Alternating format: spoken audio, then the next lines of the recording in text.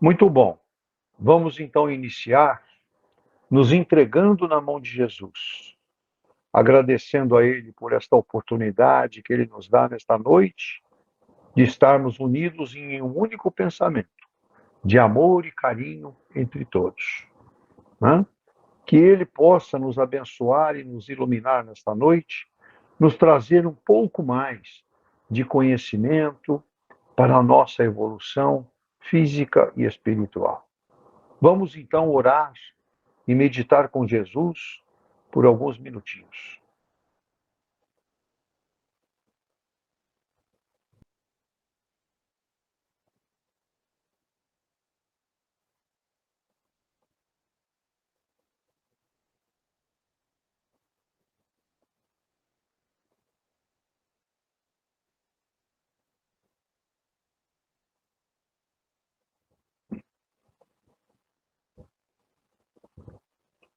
Muito bom, né?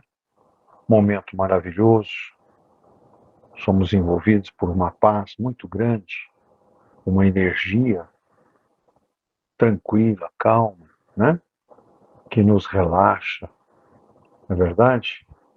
Vamos também registrar o nosso agradecimento, a nossa gratidão ao Dr. Bezerra de Menezes e toda a sua equipe que nos assiste neste momento, que está junto de nós, nos amparando e trazendo conforto para todas as nossas necessidades. Que Jesus os ilumine cada vez mais. Que assim seja. Muito bem, nós estamos no capítulo 23 do nosso Evangelho segundo o Espiritismo, né? E no capítulo 23 nós vamos falar hoje sobre o item 4, 5 e 6, que tem o subtítulo Deixar pai, mãe e filhos. Vamos falar um pouquinho sobre isso hoje. Então, o item 4.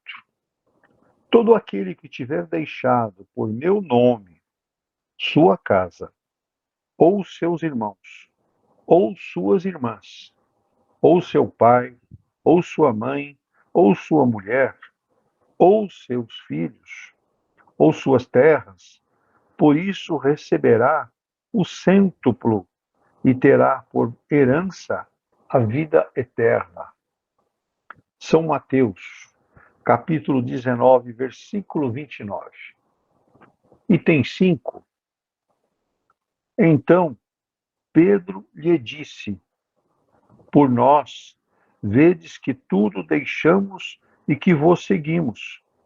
Jesus lhes disse: Digo-vos em verdade, que ninguém deixará pelo reino de Deus ou sua casa, ou seu pai e sua mãe, ou seus irmãos, ou sua mulher, ou seus filhos, que não receba desde este mundo muito mais, e no século futuro a vida eterna. São Lucas, capítulo 18, versículos 28, 29 e 30. Item 6. Um outro lhe disse: Senhor, eu vos seguirei, mas permite-me dispor antes do que tenho em minha casa. Jesus lhe respondeu: Todo aquele que, tendo a mão na charrua, olha para trás, não está apto ao reino de Deus. São Lucas, capítulo 19, versículos 61 e 62. Sem discutir as palavras, é preciso aqui procurar o pensamento que era evidentemente este: os interesses da vida futura se sobrepõem a todos os interesses e todas as considerações humanas, porque está de acordo com o fundo da doutrina de Jesus, ao passo que a ideia de renúncia à família seria a sua negação. Não temos, aliás, sobre nossos olhos a aplicação dessas máximas no sacrifício dos interesses e das afeições da família. pela pátria. Censura-se um filho por deixar seu pai e sua mãe e seus irmãos, sua mulher e seus filhos para marchar em defesa do seu país? Não se lhe reconhece, ao contrário, um mérito por se separar do ambiente doméstico e do aconchego da amizade para cumprir um dever? Há, pois, deveres que se sobrepõem a outros deveres. A lei não torna uma obrigação a filha deixar seus pais para seguir seu esposo. O mundo está repleto de casos em que as separações, as mais penosas, são necessárias, mas as afeições não são quebradas por isso. A distância não diminui nem o respeito, nem a solicitude que se deve aos pais, nem a ternura pelos filhos. Vê-se, pois, que mesmo tomadas ao pé da letra, salvo o termo odiar, essas palavras não seriam a negação do mandamento que prescreve honrar pai e mãe, nem do sentimento de ternura paternal, e com mais forte razão, se tomadas quanto ao espírito. Elas tinham por finalidade mostrar por uma hiperbole quanto era imperioso o dever de se ocupar com a vida futura.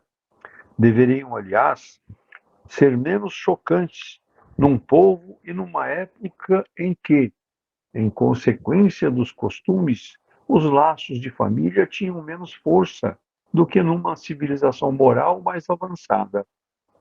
Esses laços, mais fracos nos povos primitivos, se fortificam com o desenvolvimento da sensibilidade e do senso moral. A própria separação é necessária ao progresso. Ocorre nas famílias como nas raças. Elas se abastardam se não há cruzamento, se não se enxertam umas nas outras. É uma lei natural, tanto no interesse do progresso moral quanto do progresso físico.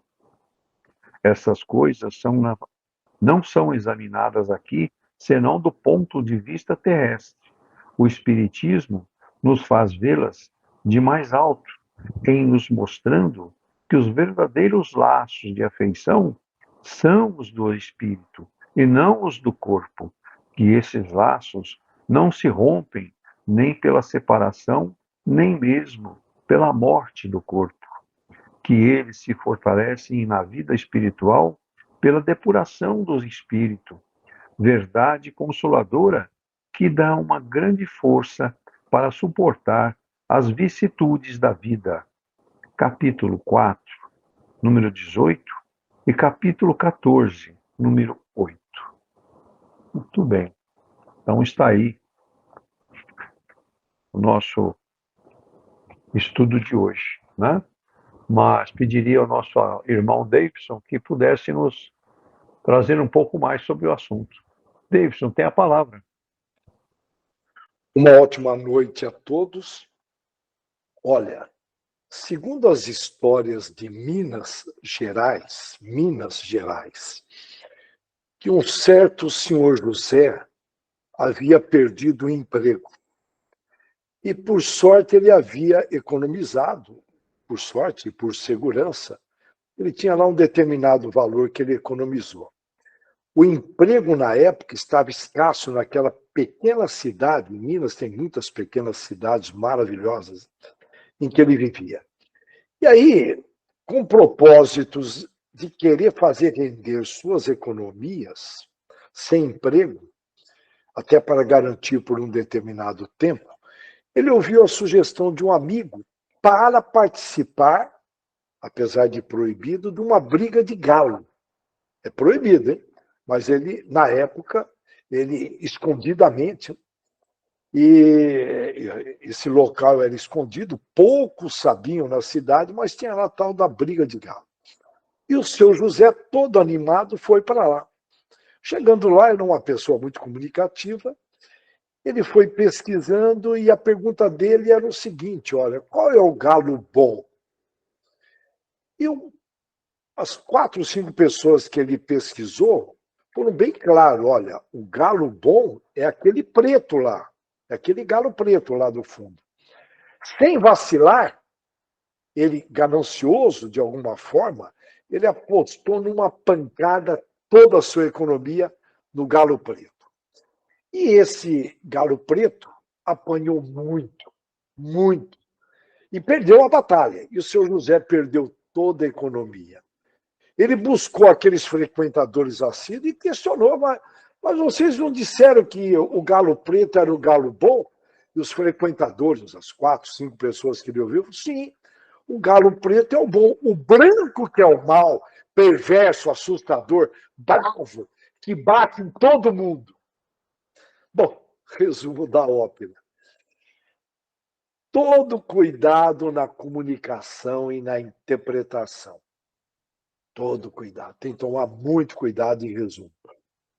Nós já comentamos, né? Olha, no aramaico de Jesus, não havia nem vírgula. Vamos imaginar a confusão. Vamos observar algumas frases e veja como a ausência da vírgula deixa a mensagem totalmente equivocada. Por exemplo, olha, não pode ir na casa deles. Ok? Olha, não pode ir na casa deles. Se você colocar vírgula, fica, não, pode ir na casa deles. Caso uma vírgula. Vocês perceberam? Vamos mais uma frase, olha. Não tenha pena de mim, eu mereço. Olha como uma vírgula muda. Olha, não. Tenha pena de mim, eu mereço. Estão percebendo? Olha essa daqui, olha a confusão que pode gerar, principalmente essa geração nova que digita, que muitas vezes tem preguiça de digitar uma palavra inteira, muitas vezes nem sabe, né? Porque a educação, o nível caiu sensivelmente, então vai abreviando, né? Então imagina, olha, estou vendendo, olha a frase, estou vendendo o meu filho, não uso mais. Colocando vírgula, estou vendendo, vírgula, meu filho, eu não uso mais. Ok? Olha como muda, 2 vírgulas. Quer dizer, a pessoa está conversando com o filho. Dependendo do jeitinho que põe no WhatsApp, no Face, sabe? Geração Z acelerada, sabe? Geração maravilhosa. O risco é grande. O risco de comunicação aí equivocada é grande. Portanto, quando se fala em comunicação, nós temos que tomar muito cuidado. Muito cuidado. Olha, repetindo, tudo depende do jeitão que a gente fala. Por que está em Mateus, lá no capítulo 19, versículo 29, a fala de Jesus? Aquele que houver deixado pelo meu nome, sua casa, seus irmãos, seus filhos ou suas terras, receberá o cêntuplo de tudo isso, e terá por herança a vida eterna. Lembrando que a Bíblia foi escrita por homens comuns, não por Jesus. Eu falo comuns no bom sentido, eram espíritos razoavelmente elevados naquela época. Conforme estudamos na última reunião, é contraditório ler isto e imaginar que isso tenha sido dito por Jesus. Não tem sentido? Não tem. Gera um desconforto, relembrando, olha, a fala em aramaico, uma linguagem restrita, foi traduzida para o grego, tudo bem? Lembra? Do grego para o latim, dá para imaginar as traduções, as interpretações, do latim para o alemão, lá na época do Lutero. Do alemão, eu acabei não comentando, me lembrei, passou pelo inglês, para depois ir para o português. Ah, meu Deus do céu! Nos conceitos morais e éticos na época de Jesus, é importante a gente ter noção disso. Havia escravidão política, escravidão social, escravidão de credo, escravidão de raça.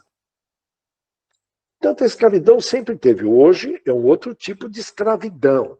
Opa! Que eu não quero entrar na área, mas ela é bem sutil. Tem gente escravizado que não sabe que é escravo. Aí é pior ainda. Olha, mas vamos voltar lá para aquela época. Para superar esse ambiente, vamos dizer, hostil, Jesus trouxe o amor, a compreensão, a compaixão, a bondade, a caridade, que fazem parte do amor. Lembra? O amor é a caridade em movimento. Caridade é o amor em movimento. Só para recordar. Jesus não utilizou de meios imorais para vencer as estruturas religiosas e sociais daquela época, de forma alguma. Muito pelo contrário, ele utilizou a forma inteligente, pacífica e amorosa, plantou as sementes do cristianismo com muita inteligência. Tanto é que nós estamos aqui falando do cristianismo. Temos que considerar que, na época, não tinha uma intelectualidade e moralidade desenvolvidas como nós temos hoje.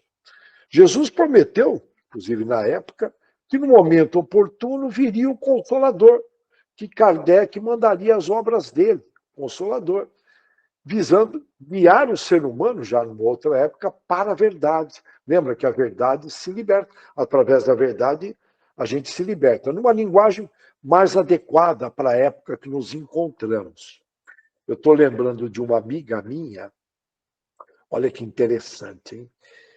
Eu venho falando para ela que as tentações vão aumentar. Eu não quero desviar, mas me fez lembrar de verdade, tá?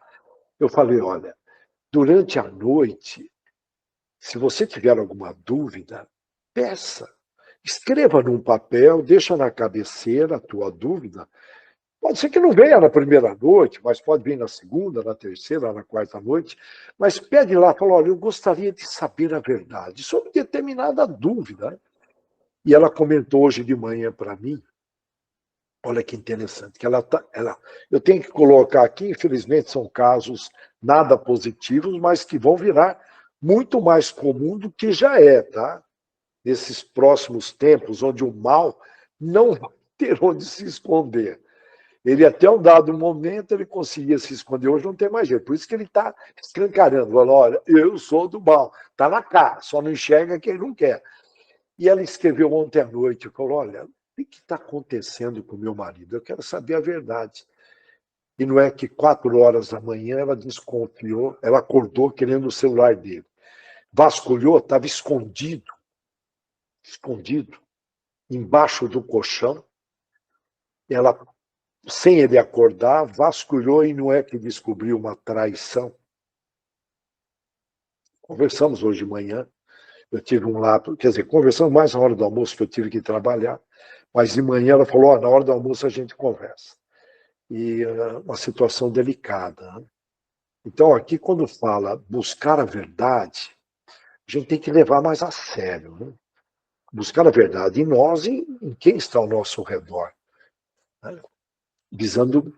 E o Consolador, Kardec, ampliou, abriu as nossas mentes. É um pesquisador seríssimo, que ele recebia muito material e questionava, falava, isso sim, isso não, e ele ouvia espiritualidade. De alguma forma, ao dormir, a gente faz esse contato. E Allan Kardec trouxe o Consolador, ele cumpriu a meta dele, a missão dele. O Evangelho é um tratado de conduta para todas as áreas de nossas vidas, inclusive vidas no futuro. Por isso é muito importante a gente entendê-lo profundamente, para nós vivermos melhor. Nós somos filhos de Deus e é uma misericórdia, é um benefício esses conhecimentos virem para nós nos momentos adequados. Está em Mateus, interessante, o 10:37, aquele que ama o pai ou a mãe mais do que a mim, não é digno de mim. Jesus não falou em odiar, e sim, nós já comentamos isso, em gostar menos. Mas foi traduzido como ódio. Só estou pegando um exemplo para recordar. Relembrando Saulo, né, naquele contato com o pai sendo de uma família farisaica. E Saulo vira e falou, olha, eu vou seguir Jesus. Né? Nós já comentamos aqui em reuniões, na reunião passada, se eu não me engano, e imagina o impasse criado. Né? E o pai aperta ele. Né? Olha só, tá? Olha aí, olha um abandono acontecendo aqui. Tá? Na aula, no estudo anterior, nós não tivemos essa ótica do abandono. Mas olha, e o pai biológico disse, ele, Jesus, ou eu, ele o carpinteiro, ou eu. E Saulo ainda não era Paulo, Saulo vira pai biológico. Nós dois precisamos dele. Olha que fala inteligentíssima. E, logicamente, Saulo segue Jesus. E só um pouquinho mais de Saulo, ao descobrir tudo que ele tinha cometido de errado, como Saulo, perseguindo os cristãos, e nós estamos vendo aí, eu não quero entrar nessa área, mas saiu um decreto aí proibindo a evangelização dos reeducandos dentro das prisões. Os evangélicos que fazem um trabalho estão, pelo que eu estou percebendo, está rolando, depende aí de uma aprovação final, proibido. Olha que situação nova. Para mim, bom, a gente já vem se preparando mais ou menos para isso. E me faz lembrar esses tempos daquela época. E Saulo no sentido de, como se diz mesmo, podemos dizer, Saulo ali, indignado com as suas ações, ele pede para mudar o nome dele de Saulo para Paulo. Talvez vocês não saibam, mas Paulo em grego significa insignificante. Então, Paulo muda o nome de Saulo para Paulo, mais ou menos insignificante. E aí ele vira, no sentido, tá, de se redimir perante a Deus, perante a Jesus. E segue Jesus. Abandonou, entre aspas, o pai dele biológico. Não que ele abandonou. Tem novas opções, novas famílias, espertas, século XXI. Então, naquela época, os filhos obedeciam cegamente. Então, essa fala de Jesus, essa fala dentro do aramaico, tem que ser muito bem interpretada. E é nesse sentido que Jesus falava. Não era para abandonar, podemos dizer, um abandono temporário. Mas vamos entender um pouquinho mais a época. Vamos entender, devagarinho nós vamos compreender. Olha, em resumo, que não seja a família o pretexto para não seguir Jesus. Vamos imaginar hoje, um médium que nasce numa família radical evangélica. Porque existem famílias evangélicas, existem famílias evangélicas. Então, tem várias religiões aí, subdivisões dentro do movimento evangélico. E nasceu uma criança médium ali. Vão chamar o quê? Que o menino fala, eu estou vendo isso, e esse menino está com o demônio. E leva o menino para expulsar o demônio, tá? E aí, devido a isso, né, o menino depara com o espiritismo, aí vira uma confusão danada. A probabilidade desse menino se afastar da religião, porque dependendo da religião que ele estiver, está tendo uma evolução enorme no meio católico, evangélico, mas dependendo da religião que ele cai, ele vai sofrer muito, e aí corre o risco dele se afastar. Se afastar da religião. E até possivelmente se afastar da família, para ter liberdade religiosa. É nesse sentido. Se nós estamos aqui estudando o Evangelho, é porque nós queremos seguir, de alguma forma, a moral de Jesus. Agora, vamos imaginar Jesus no seu esforço de cumprir a missão, naquela época, a missão dele, de colocar as sementes, as bases do cristianismo, ele veio pessoalmente, tais eram os riscos. Muitos emissários que foram enviados para cá vacilaram. Napoleão Bonaparte vacilou na missão dele. Nós temos outros aí que precisaríamos relembrar, né? Eu estou aqui relembrando aqui Ismael conversando com alguns que vieram e se perderam. Né? Mas, enfim, Ismael, governador, no início aqui da pátria do Evangelho. Mas não vamos dizer tanto, não. Jesus, no seu esforço de cumprir a sua missão, encontrou muitas dificuldades. Se não bastasse os limites do aramaico, a comunidade da época tinha um nível muito baixo no intelectual e no moral. Nós já comentamos. Lá não tinham jornais, não tinham livros, poucas escolas incipientes começando em alguns pontos do planeta, lá da Europa principalmente, bem diferente dos dias atuais, que nós temos um excesso de informações. Então, olha, Jesus tinha um tempo curto. Lucas, Mateus e Marcos trazem a vida de Jesus de uma forma muito parecida. Marcos é bastante objetivo, se você ler o Evangelho de Marcos, muito objetivo. Já Mateus romantiza. O que é o romance? O romance é uma obra que apresenta uma narrativa em prosa, traz ali aquelas prosas, né? Normalmente é longa, fatos criados, não é o caso dele, tá? Do Mateus. O caso dele são todos casos verdadeiros. Mas no bom, e ficaria melhor, relacionados aos personagens. Essas personagens vivem diferentes conflitos, situações dramáticas. Isso é um romance, numa sequência importante, uma sequência relativamente ampla. Isso é um romance. E Lucas, o médico, o apóstolo, mistura os dois estilos, tanto de Marcos quanto de Mateus. Mas, na essência, os três falam a mesma coisa sobre Jesus. Eles falam em abandonar o pai, mãe e filho, que na época não era assumir de uma vez, não. Não era. Estou abandonando, tchau e bênção. Tá? Não. Para entendermos melhor, nós temos que recorrer ao trabalho. Vamos tentar enxergar a sociedade, como que funcionava na época. Ali, os empregadores praticamente eram o Estado, o governo, como os cobradores de impostos, os soldados, seguranças, auxiliares e outros similares. E os demais trabalhavam em sua casa, em suas propriedades, cuidando de criações, plantações, bem como os carpinteiros e ferreiros trabalhavam em casa. Jesus trabalhava na casa dele. Mais para frente surgiram as companhias, lembra? Companhia Paulista Força e Luz, que é bem lá para frente, tá? Eu joguei muito para frente. Mas, enfim, o objetivo Companhia Paulista Força e Luz é um ambiente para você trabalhar e ter companhia. Foi uma evolução inspirada por Deus. Pepsi Company, Pepsi Cola Companhia. Então, era um lugar que você ia trabalhar para ter companhia. Você saía da casa para ir para lá. Na época, eles trabalhavam em casa. Portanto, não havia empresas como tem hoje, indústria, nada disso. Tá? Portanto, pontos de comércio eram poucos e estavam começando.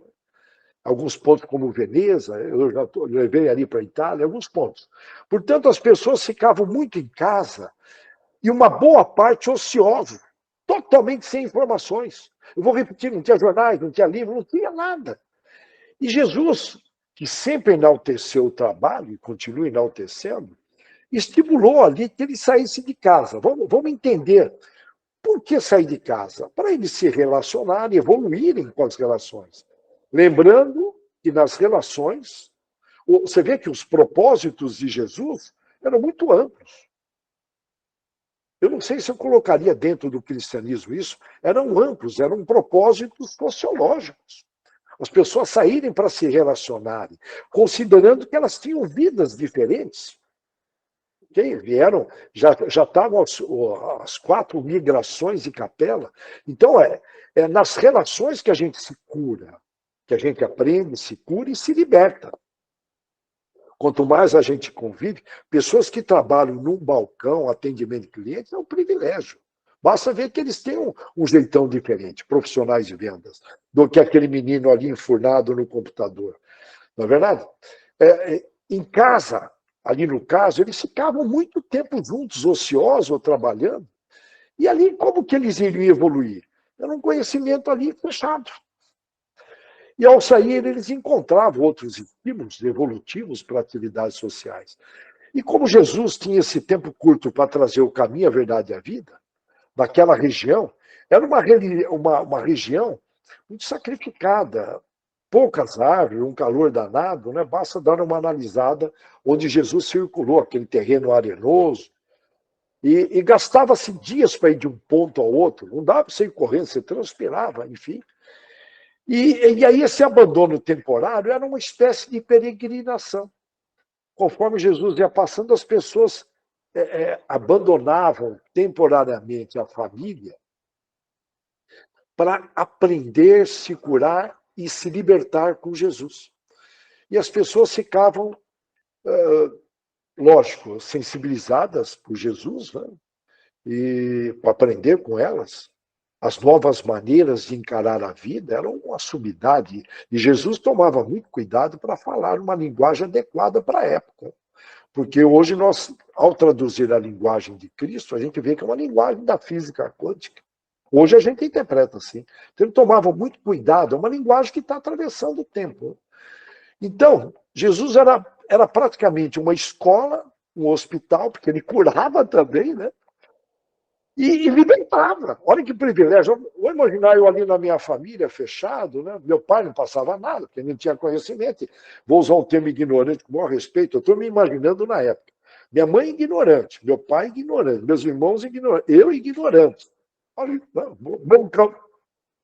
e mesmo ali os riscos de relações familiares que geravam aí pessoas com debilidades mentais. Né? Dá para vocês me entenderem o trabalho que Jesus fez, que muitas vezes a gente não interpreta. Dá para imaginar? Porque era uma pessoa ignorante, então as relações, inclusive sexuais, acabavam ocorrendo ali, familiares, enfim, que não está descrito isso, mas dá para imaginar tá? O rolo que era. E aí esse pessoal que começaram a seguir Jesus voltava, eu estou aqui imaginando, sujeito a erros, hein? De interpretação, mas eu fico imaginando como que deveria ser na época. Eles não tinham educação nenhuma, inclusive sexual, não tinham, tá? Vocês sabem disso. E aí eles saíram nessa peregrinação que levava dias para ir de um ponto a outro e voltavam aliviados, de alma lavada, em paz, com novos conhecimentos. E ali começa o cristianismo, que eles voltavam, imagina.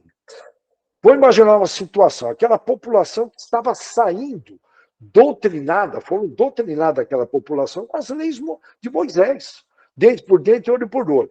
Pois bem, vamos imaginar, eu saí numa peregrinação com Jesus, ouvi aquelas palavras, não que eu voltei já melhorado. E eu tinha uma treta com meu vizinho que, de alguma forma, roubou uma criação minha. Eu chego ali, encantado com a fala de Jesus, viro para o meu pai, para minha mãe e falo, olha, vamos tolerar, vamos conversar com ele para não fazer mais isso, vamos perdoar. Começa assim o cristianismo. Esse vizinho, de alguma forma, se ele não consegue mudar nessa vida, ele leva para o plano espiritual. Enfim, o cristianismo começou aí, está indo muito bem, viu? Está indo muito bem quando a gente olha o planeta, porque eu costumo bater na tecla que a parte mais escura da noite é 1 segundo antes de clarear. Eu consigo sentir o cheiro desse final dessa noite, planeta de prova e expiação. Dá para sentir. Nós estamos vendo barbaridades, apelações, que é uma separação joio do trigo mesmo. E Deus está acompanhando. Fala, esse irmão nós vamos ter que exilar. Já estão sendo classificados os irmãozinhos que vão ser exilados daqui. Vocês sabem disso. E nós abandonamos muita gente. Vamos lá. Aqui não precisa levantar a mão, pode levantar o pé, ninguém vai perceber. Nós abandonamos muitos amigos de infância, não é verdade? A minha esposa faz um negócio legal. Ela tem um grupo de amigas, 13 a 14 amigas, que se reúne de tempo em tempo, pelo menos uma vez por ano. E algumas morando fora, eles se reúnem. É um negócio assim que eu falo, maravilhoso. Já nós, os maridos, a gente não se reúne tão bem. Mas é questão de iniciativa, eu vou provocar isso. Olha, abandonamos determinados primos, não é verdade? Irmãos com quem não nos entendemos. Eu tenho um caso na família assim. Pessoas que moram longe dos pais, você vê que é um abandono. Tem que ir, não tinha trabalho, foi buscar. Eu fiquei um tempo longe da minha família no Rio. Você vê que é um abandono temporário. Visitando de tempo em tempo, eu voltava do Rio para Bauru. Nós abandonamos as pessoas que nos ajudaram em várias situações da vida. Se a gente parar para pensar, sabe aquela pessoa que deu um apoio naquela hora H? Abandonamos os pais moderninhos que querem se realizar profissionalmente, ser alguém na sociedade. Abandonamos, esses pais abandonaram os filhos na TV, no celular. Ou crianças pequenas em escolinhas de tempo integral, onde a criança é praticamente educada por uma professora que muitas vezes não ganha bem, não estou dizendo que o salário tem a ver, e que pode não ser bem educada moralmente. Uma professora que não tem nem religião, não estou dizendo que não tem religião, não seja do bem, mas que não está nem aí com a peteca. Até cobração, eu não ia trazer uns preconceitos, não vou trazer, mas e só Deus sabe. Eu sei como que é, porque o amigo comentou um caso recente. Quando um jovem vai para a guerra, lá na Ucrânia, contra a vontade, por causa de um ou dois presidentes, vamos guerrear, e uma cambada de jovens, mas que coisa, está tudo errado, irmão. E abandona toda a família contra a vontade. Tudo bem, Rony? Nós abandonamos temporariamente nossos pais, mães, irmãos, parentes e amigos, sabe de onde? De vidas anteriores. Forçosamente nós abandonamos, que é a tal da reencarnação. Entre aspas, a gente vai se reencontrar. Eu já tive aí, segundo dizem, nós aqui uma média de 170 reencarnações. Então, eu já tive 170 pais, mães, irmãos, amigos, que forçosamente eu tive que abandonar. Ok?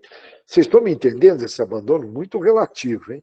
E esse abandonar em aramaico de Jesus não é faltar com as responsabilidades pertinentes, não. Sim, romper certas tradições equivocadas, como o pai de Saulo. Olha a pressão em cima de Saulo, e Saulo se posicionou. Não, eu vou seguir Jesus. Isso é muito bonito, se posicionar, escolher, e ser firme com a escolha. Eu já contei essa história, que é um baita do exemplo, me ajudou muito. Né? Eu já comentei aqui em estudos anteriores. Eu tive um amigo que já desencarnou, e esse amigo, desde pequeno, adorava fotografia. Ele foi ali, ele tinha muitos recursos. O pai era médico, era uma família classe média alta, e o pai queria que ele fosse médico, como os parentes familiares, tinham muitos médicos na família. Ele falou, não, pai, meu negócio é fotografia. Eu lembro que ele montou um laboratorinho sozinho, porque o pai começou a bypassar, o pai tinha recursos, e o pai começou a segurar, ele tinha que se virar. Não estou dizendo que eu que tinha muito menos recursos, que tive que emprestar algo para ele, mas eu tive uma certa vez eu emprestei algo para ele, mas tudo bem. Tá? Eu com menos recursos, você vê que o pai regulava, e ele foge para São Paulo. Devido a isso, ele abandonou a família, os pais, para ser fotógrafo. Eu vou falar com muito orgulho. Ele coordenou na Abril Cultural, com o maior respeito, e fica aqui até uma homenagem, né? Porque possivelmente, ao preparar o que eu ia falar, pode ser que ele, do plano espiritual, veio. Eu admiro, gostava muito, uma energia muito boa. Ele e a esposa foram responsáveis por todos. Eu estou para dizer que eles que criaram aquela revista Casa e Decoração.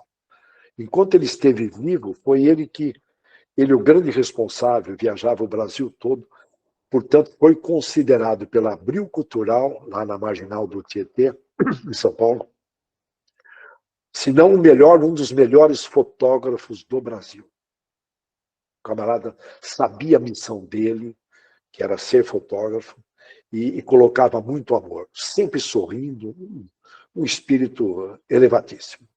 Sempre grato, humilde, simples. Então, fica essa homenagem. E, possivelmente, ele deve estar presente aqui, eu estou sentindo isso. Para finalizar, graças a Deus, Jesus nunca nos abandonou e nunca nos abandonará. Portanto, nós temos que interpretar bem esses verbos, essas falas em aramaico. Que Deus abençoe a todos. Muito obrigado pelas palavras, pelos esclarecimentos, né? Muito bom. Vamos então, como não temos a presença do André hoje, tá? Ele teve compromisso profissional, não pôde estar conosco, mas tenho certeza que estamos bem acompanhados. Dr. Deolindo, presente, e toda a equipe do Dr. Bezerra de Menezes, nos assistindo e nos dando o apoio necessário para os nossos fortalecimentos, né, físico e espiritual. Vamos agradecer por esta oportunidade que nos deu e vamos dividir com nossos irmãos, através de nossas vibrações de amor e de carinho para com todos. Que todos possam receber neste momento a luz divina, o amor e o carinho de Jesus, para que sejam curados e recebam a saúde física e espiritual concedida por nosso querido Mestre Jesus. Os nomes dos nossos irmãos postados nos nossos grupos de cura e de estudos. E presentes no nosso encontro também, que necessitam deste carinho, deste amor especial. E assim, Pai, nós agradecemos por tudo que nos trouxeste, os ensinamentos de hoje, né? O amor e o carinho que nos disponibiliza neste momento, através desta energia que está sendo gerada nesta egrégora, no nosso pensamentos em favor de todos. Gostaria também de pedir ao nosso Pai que abençoe e ilumine a todos os nossos irmãos do Estado do Sul, que eles possam ser amparados nesta dificuldade que estão passando com as cheias, né? Tempestade e inundações, destruindo os bens materiais, né? Que todos sejam fortalecidos e abençoados por Jesus neste momento dificultoso que estão passando. Que a luz divina esteja presente no coração de cada um deles, iluminando, dando forças para que superem todas as dificuldades que estão atravessando. E assim, Pai, agradecemos este momento maravilhoso que tivemos, estes ensinamentos de poder adorar um pouquinho mais, saber os caminhos certos para que possamos realizar isto com grande satisfação, com amor e com carinho. Este é o grande sentimento que nós levamos na noite de hoje. Amor em nossos corações para com todos os nossos irmãos, para com todos os nossos familiares e principalmente Jesus, através do perdão que nós possamos conceder a todos os nossos ofensores. Que a tua paz esteja presente em nossos corações neste momento. Em agradecimento, Jesus, a este momento que tivemos, vamos lhe dirigir a prece de Cáritas. E assim, Pai, abençoar e iluminar a todos. Prece de Cáritas. Deus nosso Pai, que sois todo poder e bondade, dai força àqueles que passam pela provação. Dai luz àqueles que procuram a verdade. E ponde no coração do homem a compaixão e a caridade. Deus, dai ao viajante a estrela guia, ao aflito a consolação, ao doente o repouso. Pai, dai ao culpado o arrependimento, ao espírito a verdade, à criança o guia, ao órfão o Pai. Que a vossa bondade se estenda sobre tudo o que criaste. Piedade, Senhor, para aqueles que não vos conhecem, e esperança para aqueles que sofrem. Que a vossa bondade permita aos Espíritos Consoladores derramarem por toda parte a paz, a esperança e a fé. Deus, um raio, uma faísca do vosso divino amor pode abrasar a terra. Deixa-nos beber na fonte dessa bondade fecunda e infinita, e todas as lágrimas secarão, todas as dores acalmar-se-ão. Um só coração, um só pensamento subirá até vós, como um grito de reconhecimento e de amor. Como Moisés sobre a montanha, nós vos esperamos com os braços abertos. Ó bondade, ó poder, ó beleza, ó perfeição. Queremos de alguma sorte merecer a vossa misericórdia. Deus, dai-nos a força no progresso de subir até vós. Dai-nos a caridade pura, dai-nos a fé e a razão. Dai-nos a simplicidade que fará de nossas almas o espelho onde refletirá um dia a vossa santíssima imagem. Que assim seja, Jesus. Que assim seja. Que a todos sejam beneficiados neste momento com esta energia maravilhosa que está sendo gerada em favor de todos nós. Jesus nos abençoe. Muito bem. Pediria a todos agora que se recolham com suas águas, pelo menos por 10 minutos, para que a espiritualidade, a equipe médica do Dr. Bezerra de Menezes possa atender cada um de vocês em suas necessidades, que possam ser amparados por esta luz, esta energia que gerou-se neste momento tão satisfatória, tão maravilhosa que nós desfrutamos.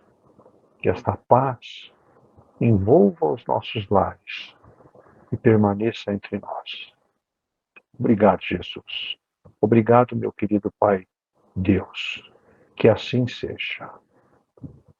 Uma boa noite a todos e todos tenham uma boa semana.